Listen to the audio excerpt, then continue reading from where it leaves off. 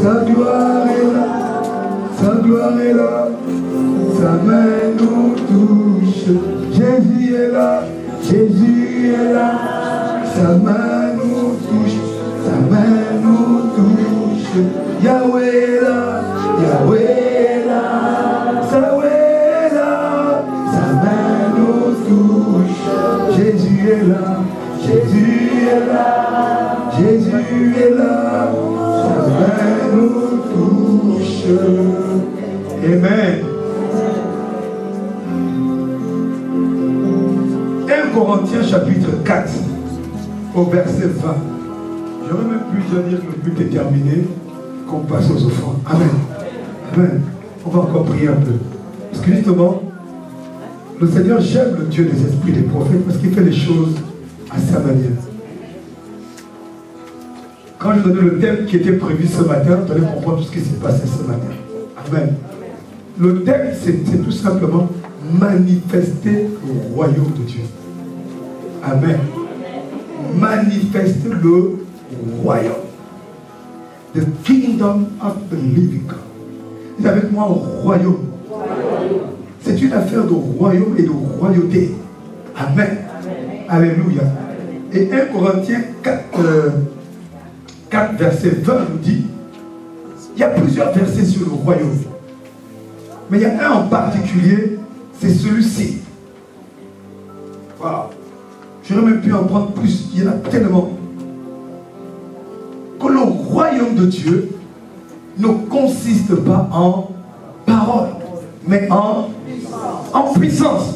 Écoutez, on peut tout nous dire, toutes les définitions du royaume de Dieu, amen, ou sur la manifestation du royaume, mais une chose est claire, lorsque le royaume de Dieu est quelque part, ce n'est pas en parole. Quand il dit ce n'est pas en parole, c'est pas la parole, il n'y a rien contre la parole de Dieu. C'est-à-dire la parole des hommes. Amen. Ce n'est pas du verbiage. Le royaume de Dieu, ce n'est pas en parole, c'est en puissance. Amen. Why? Pourquoi? Parce qu'en opposition au royaume de Dieu, il y a un autre royaume, qui est le royaume des ténèbres. Alléluia. En opposition au royaume de Dieu, tu me suis dit, il y a le royaume des ténèbres. Amen. Que vous le vouliez ou non, son royaume existe. Et son royaume, on ne peut pas l'assujettir, ou on ne peut pas s'en délivrer, ou s'en affranchir par des simples paroles. Est-ce que vous me comprenez? Son royaume n'est pas influencé par des belles boucles d'oreilles, ou par la montre, la marque de ta montre, ou par elle ne connaît pas Versace, il ne connaît pas Versace. Son royaume ne connaît pas Gucci, son royaume ne connaît pas Prada, son royaume ne connaît pas la Bentley, il ne connaît pas Mercedes Compressor, il ne connaît pas les jets privés. Son royaume ne reconnaît qu'une seule loi, la loi de la puissance. Vous êtes timide quand on parle de la puissance. La loi de la puissance. La loi de la puissance. Son royaume ne connaît que la loi de la puissance. Il ne connaît pas l'intelligence. Non. Il ne connaît pas l'habilité à bien parler. Son royaume ne connaît pas l'éloquence ni l'élégance. Mais il connaît la violence de la puissance de Dieu. C'est la seule chose qui assujettit ce royaume. Amen. Amen. Alléluia. N'oubliez pas que Jésus a quand même dit que le monde est sous la puissance du malin. Ça veut dire que dans son monde, il est assujetti d'une manière particulière par le royaume des ténèbres. Voilà pourquoi vous voyez des personnes qui subissent des choses horribles. Nous avons suivi sur les réseaux sociaux une jeune fille en RDC qui a été abusée par 13 jeunes hommes. Amen. C'est le royaume des ténèbres qui se manifeste. Les gens vont dire, mais ce sont des jeunes pervers. Non, certes, on va dire ça. Mais c'est tout simplement la manifestation du royaume des ténèbres. C'est tout ce que ça veut dire. C'est la manifestation du royaume des ténèbres. Cette jeune fille-là, elle a été meurtrie. Il y a des traces qu'on a laissées sur sa vie, dans son âme.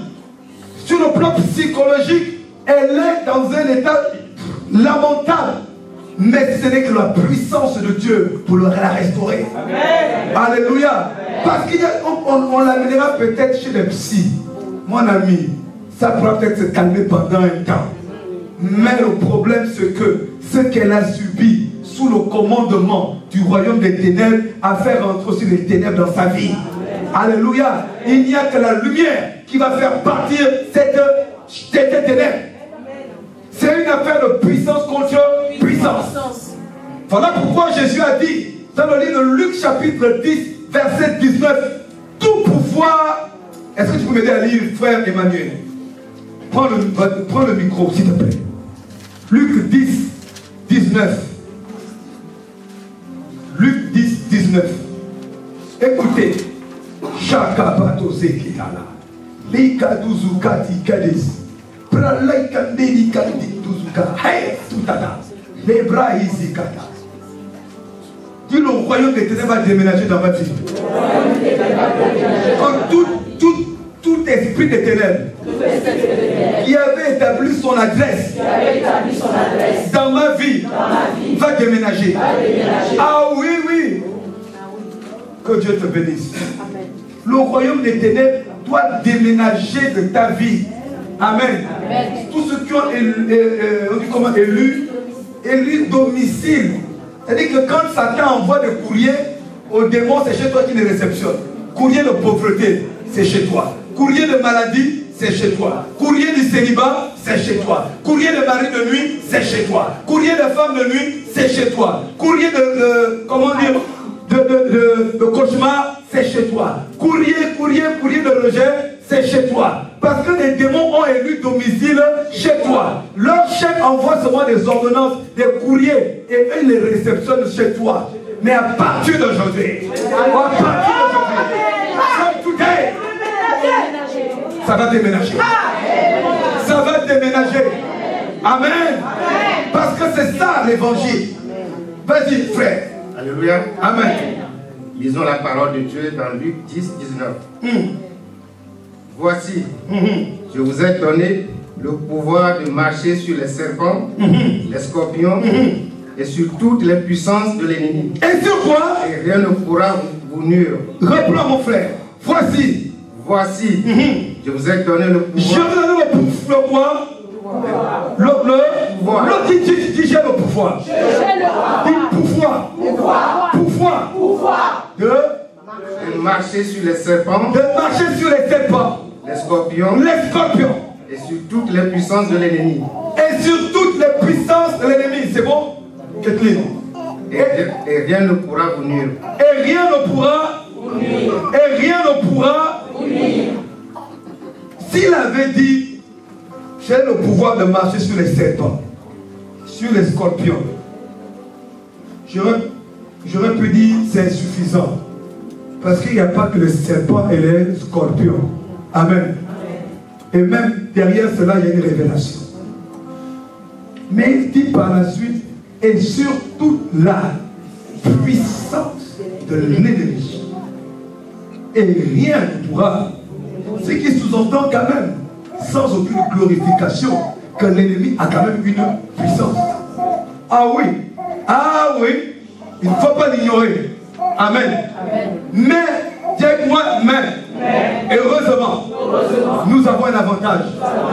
Nous avons aussi une puissance. Nous avons aussi un pouvoir. Mais de marcher sur toute la puissance du diable. Et rien ne peut me nuire. Alléluia. Tu as le pouvoir de marcher sur toute la puissance. Un enfant de Dieu est d'abord mandaté pour marcher sur la puissance de l'ennemi. Amen.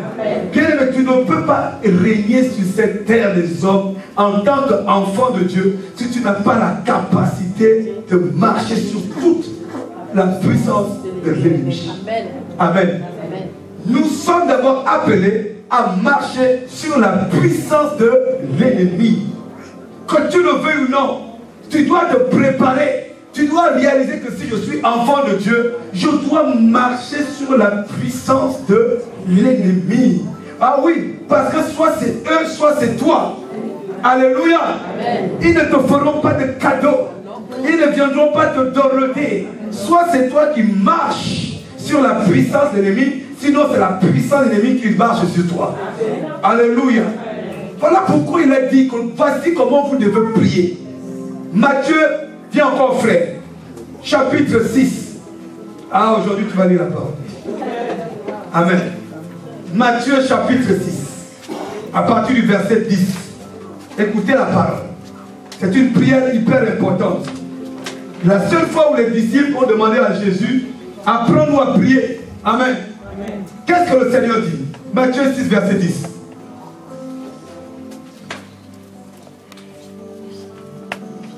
Matthieu 6, verset 10. Est-ce que tu as trouvé, frère? Ok. Listen. Lisons la parole dans Matthieu 6, verset 10. Que ton règne vienne. Non, commence le verset 8 alors. Verset 9 plutôt, 9.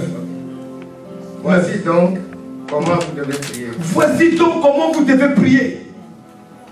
Notre Père qui est aux cieux, que ton règne soit, que ton nom soit sanctifié, que ton règne vienne, que ta volonté soit faite sur la terre comme au ciel. Stop. Les disciples, la suite vous la connaissez. Mais nous on parle de la manifestation du quoi? Du royaume. Jésus dit, voici comment vous devez prier. Il dit, je vais partir. Il savait qu'il devait partir. Il dit, s'il y a une chose, quel que soit le type de prière que vous allez faire, la première chose dont vous avez besoin, qui doit venir, c'est le royaume. C'est le royaume de Dieu. Notre Père qui est aux cieux, que ton nom soit sanctifié, que ton règne vienne. Parce que nous ne régnons pas par la chair, nous ne régnons pas par l'intelligence, nous régnons par le Saint-Esprit. Le Saint-Esprit est la manifestation du, comment dire, le témoignage du royaume de Dieu sur la terre. C'est le Saint-Esprit, dis avec moi le Saint-Esprit, qui est la manifestation, du royaume de Dieu sur la terre. Amen.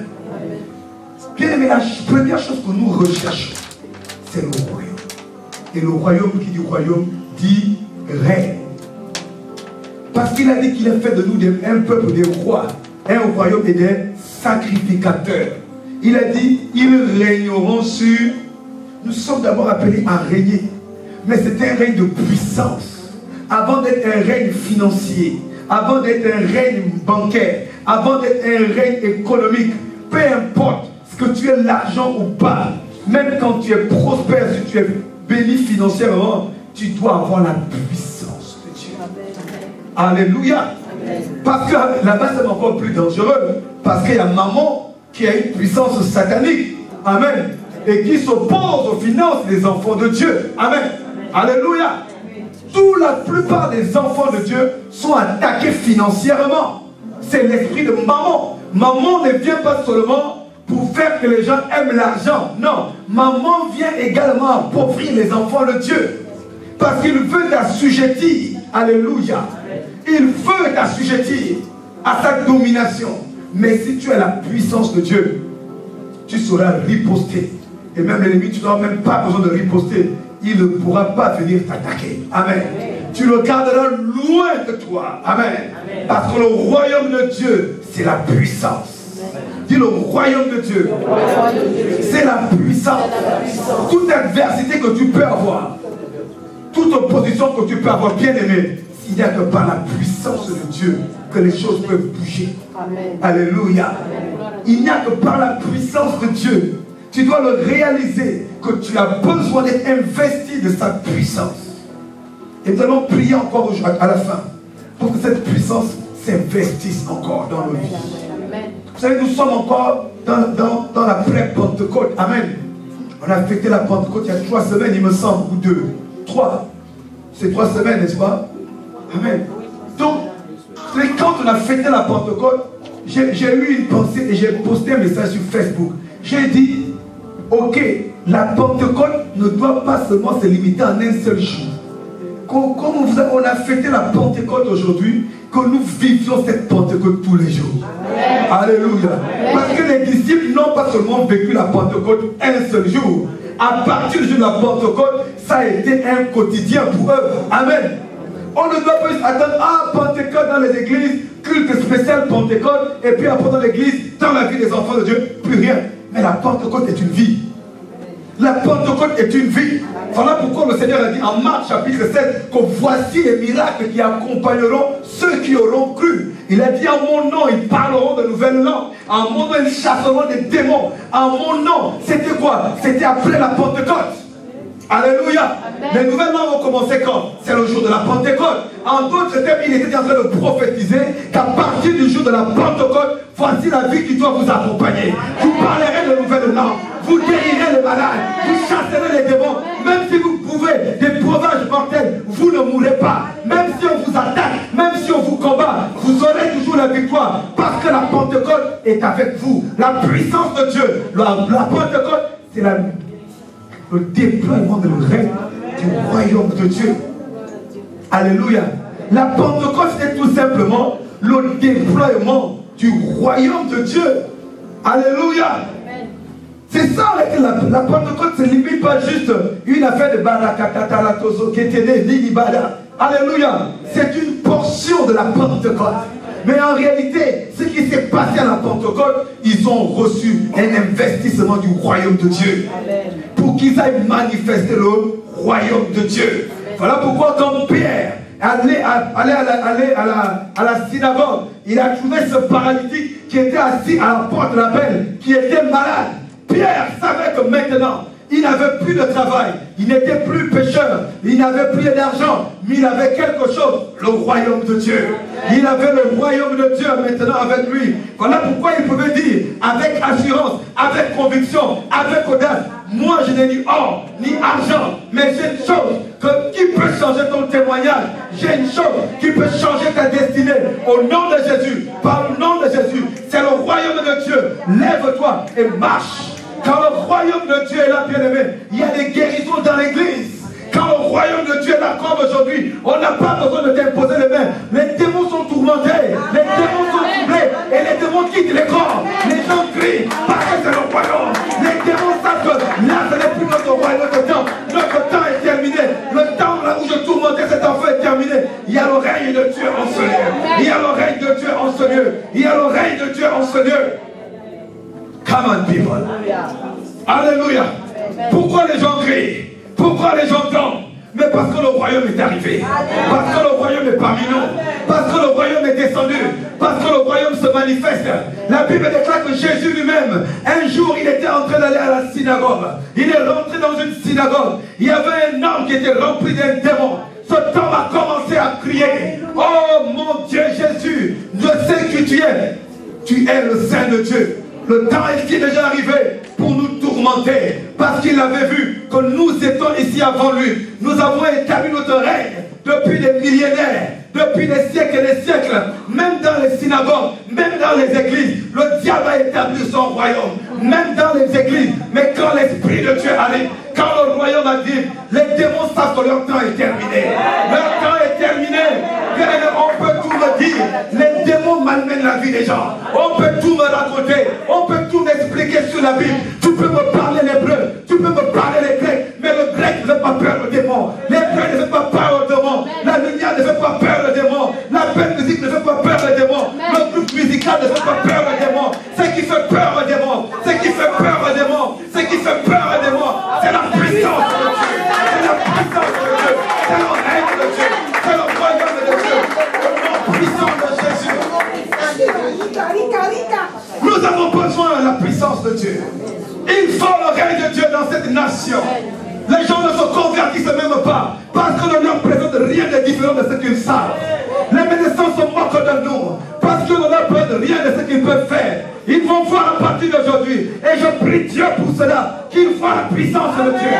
Oh, je prie Dieu pour cela, que les malades soient guéris. Alléluia. Alléluia. Pourquoi le sorcier te regarde dans les yeux? Il rit. Pourquoi? Parce qu'il fait confiance à une sorte de puissance. C'est la vérité, bien-aimé. Ne nous y trompons pas. C'est la vérité. Pourquoi ton patron qui est dans une loge, qui est dans un cercle, qui la nuit fait des incantations ou des rituels, quand il te regarde, il ose te parler avec mépris, avec orgueil. Mais à partir d'aujourd'hui, parce que Dieu va t'investir de sa puissance, on verra la différence. On verra la différence. Quand tu vas arriver dans ton lieu de travail, celui qui te regardait de haut, il va baisser les yeux. Parce que lorsqu'il va te voir, il verra le feu de Dieu. Lorsque tu vas parler, l'atmosphère va changer. Tout ce qui t'écrasait vont être renversés au nom puissant de Jésus. Frères, sœurs, le temps du règne est arrivé. L'évangile est une puissance pour celui qui croit. Si on enlève la puissance de l'évangile, ça devient un coup d'histoire. Amen. Je vous dis la vérité. Si on enlève la puissance de l'évangile, ça devient un coup d'histoire. Quand Jésus était, Jésus a fait, il paraît, ça devenait un cours d'histoire. Ce qui fait l'authenticité de l'évangile, ce qui fait l'authenticité de l'évangile, c'est la puissance. Il n'y a rien d'autre. C'est la puissance. Quand on prêche sur la guérison, quand on prêche pour les familles, même quand tu prêches pour les familles, comment les familles vont être réconciliées s'il n'y a pas la puissance de Dieu? Ce n'est pas du verbiage, bien aimé. Ah, nous ne sommes pas là pour faire de la psychologie, pour faire de la psychiatrie. Nous sommes là mandatés par celui qui était, qui est et qui vient. Celui qui a dit, je vous donne le pouvoir. Cela pour que lui avait dit, attendez, ne faites rien que ce soit. Si la puissance de Dieu n'est pas encore descendue sur vous, attendez à Jérusalem. Viendra sur vous, vous recevez une puissance, le Saint-Esprit survenant sur vous. Amen. Amen. Alléluia. Amen. Bien-aimé dans le Seigneur, je me dis d'encourager ce matin. Le temps est passé. On n'aura pas tout le temps, bien-aimé, de parler de toutes les vertus, de toutes les grâces du royaume. Mais je veux que tu réalises d'abord que tu n'es pas un chrétien. Amen. Tu n'es pas un chrétien. Tu es un fils du royaume. Amen. Jésus n'a jamais dit que vous serez des chrétiens. Moi, je ne suis pas chrétien. Je suis un fils du royaume. Alléluia. Parce que si on me dit chrétien, on va me mélanger, me confondre à tout le monde. Alléluia. Les gens du christianisme céleste sont des chrétiens. Les gens des adventistes sont des chrétiens. Les gens de l'église du 5e jour sont des chrétiens. Église de Baobab sont des chrétiens, mais ils n'ont pas la puissance de Dieu. Mais ils n'ont pas la puissance de Dieu. Ils n'ont pas, tout simplement, ce sont des chrétiens. Nous ne sommes pas des chrétiens. Nous sommes les fils du royaume. Oh my God. J'aime beaucoup en anglais the kingdom. Le roi qui domine. La domination royale. Alléluia. En anglais c'est kingdom. King domination. Alléluia. Là où le roi règne. Oh, quand tu es un enfant de Dieu, tu dis le tout lieu couvrira la plante de tes pieds. Parce que tu es un king. You are the son of the king of the kings. Oh, partout où tu pars, tu as la domination. Tu as la supériorité. Parce que tu as le royaume. Quand tu es un fils du royaume se déplace, même si tu ne le vois pas, il y a le ministère des anges qui t'accompagne. Parce qu'un roi se déplace toujours avec une escorte sécuritaire. Alléluia.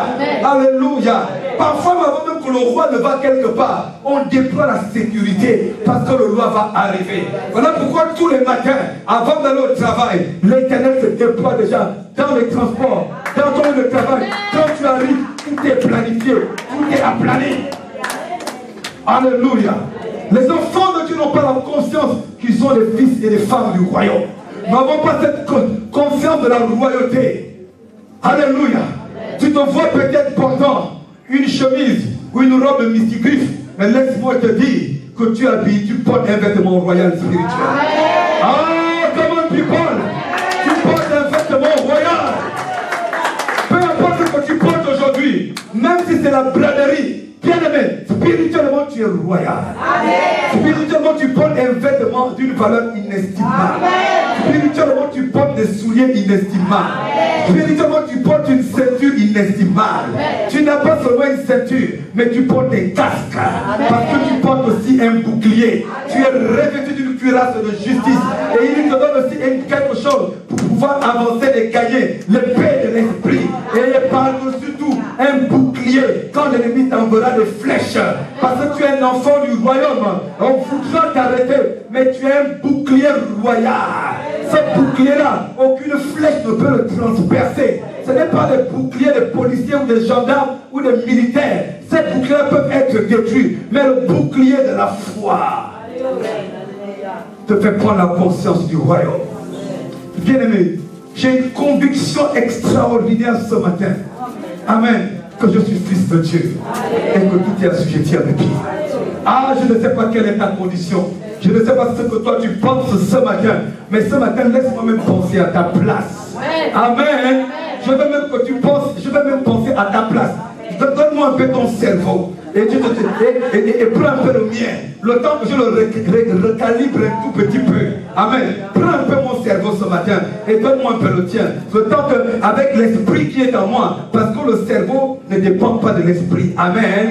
Amen. Mais comme je sais que mon esprit est convaincu que je suis fils de Dieu, je ne suis pas fils de Dieu par la couleur de la peau, par l'âge, par le pays où je suis né, là où j'habite, je suis fils de Dieu par mon esprit. Amen. Donc mon cerveau doit accepter, mon cerveau doit être assujetti à cette condition, à cette identité de fils de Dieu. Amen. Amen.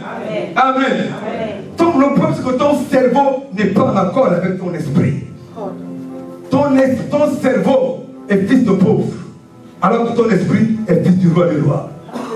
Ton cerveau est fils de maudit, alors que ton esprit dit tu es béni. Ton cerveau est en échec, alors que ton esprit est en succès. Alléluia. C'est ça le véritable problème. Alléluia. Voilà pourquoi il a dit que nous renversons les hauteurs et les raisonnements qui s'opposent à la connaissance de Dieu. Mais c'est quoi la véritable connaissance de Dieu? La connaissance de Dieu, c'est pas que tu vas aller au ciel et que tu verras qui est Dieu. La connaissance de Dieu, c'est d'abord que tu saches que tu es enfant de Dieu. Pourquoi? Paul lui dira en Galates chapitre 2, car si je vis, ce n'est plus moi qui vis, mais c'est Christ qui vit en moi. Et si je vis en la foi. Je vis en la foi du Fils de Dieu.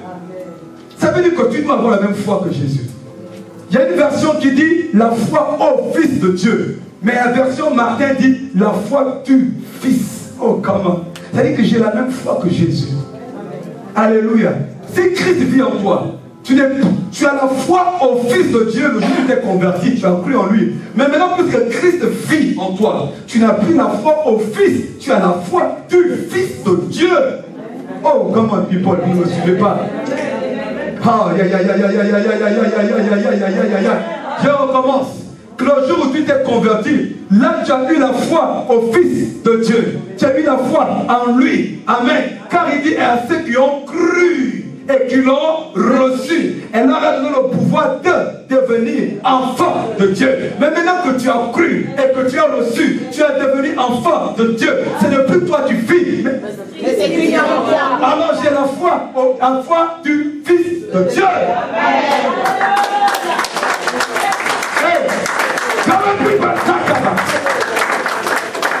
J'ai la foi du Fils de Dieu. Je n'ai pas seulement la foi au Fils, mais j'ai la foi du Fils de Dieu. Et si j'ai la foi du Fils de Dieu, alors ce qu'il a dit va commencer à s'accomplir. Il a dit, un disciple accompli sera comme son maître. Il a dit que ceux qui croient en moi feront les mêmes œuvres comme moi. Ils en feront même de plus. Oh, je déclare au nom de Jésus que les œuvres excellentes commencent dans ta vie. Les plus grandes choses, toutes les choses que tu n'as jamais expérimentées jusqu'à ce jour, tu vas expérimenter les plus grandes choses, des plus grandes victoires, des plus grandes délivrances, des plus grandes possessions, des plus grandes victoires, des plus grands héritages, des plus grands progrès, parce que tu as la foi du Fils de Dieu. À partir d'aujourd'hui, tu récupères tout ce qu'on avait dit sur toi, le mauvais témoignage, la mauvaise identité, l'accusation. Tu récupères ces choses in Jesus' mighty name. Alléluia. Alléluia. Bien-aimé, comme tu as la foi du Fils de Dieu, Jésus n'est jamais tombé malade.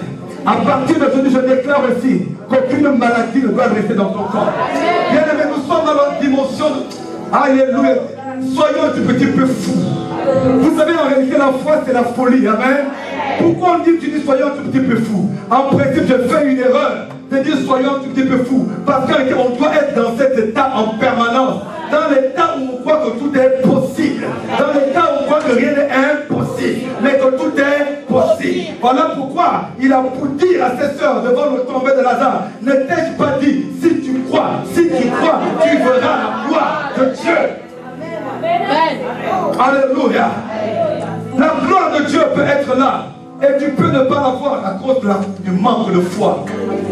Mais today is today. Enough is enough. Aujourd'hui, nous allons encore prier. Parce que le royaume de Dieu est là.